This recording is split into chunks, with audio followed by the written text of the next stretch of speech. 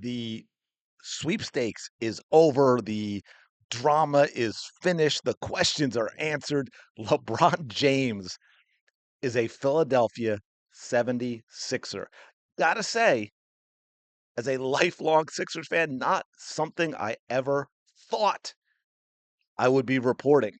I really did not think this is where it's going to end up. Now, I did see a few people here and there be like, yeah, we're pretty sure it's going to be Philadelphia.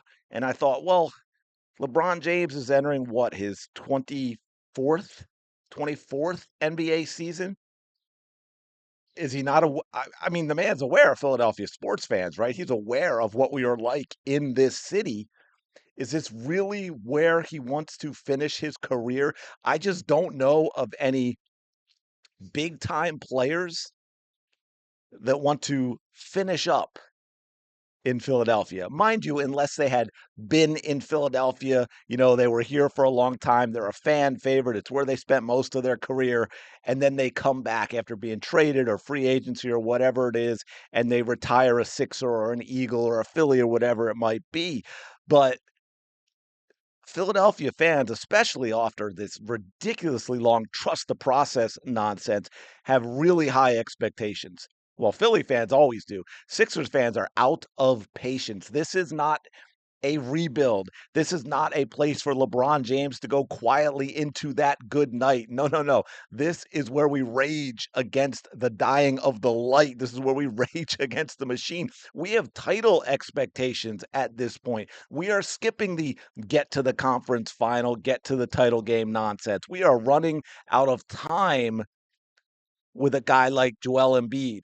We just brought in Jaylen Brown. Another thing, by the way, I never thought I would see was a trade with the Boston Celtics that brings in a star player. I mean, I just can't imagine that happening in the 70s or 80s or 90s with the Sixers and Celtics. But anyway, hey, we brought him in. We've got VJ Edgecombe, a rising star. Obviously, Tyrese Maxey still in his prime, already a star. I don't care what anyone says. I get all the frustrations with his career, but even so, when healthy, and I know that's the key that's frustrated a lot of us, Joel Embiid is as great a talent as there has ever been in the NBA. I stand by that. He is not going to have the career numbers because of all the games that he's missed. But when this guy is healthy, he is absolutely, to me, as good as it ever gets in the NBA. It's a shame that he's going to be remembered more for all the injuries and all the setbacks and all the missed games. Because when Joel Embiid is playing, when he is healthy, it's incredible to watch. He really is physically, athletically. He is just one of the most gifted players to ever play in the NBA. So you take those three guys, four guys, man. See, okay, we'll take those three guys, the three-headed monster, and we add Jaylen Brown, and then we add LeBron James. And here's the thing with me. And for those of you that are more LeBron James fans, that you followed him around to his different teams and you're rooting for the teams that he is on. Here would be my question to all of you and Philly fans too, if you have the patience for this. This is what I worry about.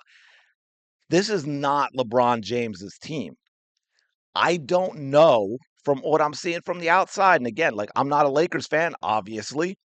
I'm not a hardcore LeBron fan where I'm following him around like some people follow players. I'm a Sixers fan.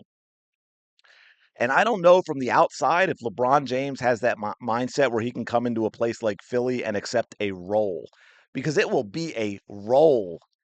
Again, when healthy, Joel Embiid is in that mix. Tyrese Maxey, we can't take away from him. VJ Edgecombe, we can't take away from him and stunt his growth as a player.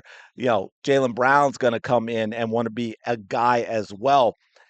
LeBron James can't come in here and think he's going to dictate how our offense runs, that he's going to be the guy that runs the offense, that it goes through him, that he thinks is going to control everything, that's going to take the last shot when he wants the last shot, that these other players are going to defer to LeBron James. I think that would be to the detriment of the Sixers. I don't think it would go over well with the fans either. I don't think The fans are going to have a lot of patience for a LeBron James that tries to recapture his youth, as they say, and think he's going to be the star on a team with this much talent. Now, here's the thing. If LeBron comes in here and he's like, yeah, man, I'm going to be a role player, I'm going to do what I can to help the team. I'm good with that, man. I am 100% good with that. He can be a piece to the puzzle and help us get further than we've gotten in a long time and talk about winning the championship. I am all in on that 100%. If he can do it, that's the key. That is my question to all of you. Do you think LeBron James can come in with that mindset into a place like Philadelphia, deal with the fans, deal with the expectations, and accept that he's a fourth or fifth option on this team? I mean, he's not just not number 1, guys. He's not number 2, he's not number 3, he might not be number 4. And I just wonder if he's got it in him to be that. Obviously, huge, huge signing. Let me know your thoughts on all this in the comments below. Don't forget to like, comment, subscribe. Truly do appreciate it. I will talk to you later.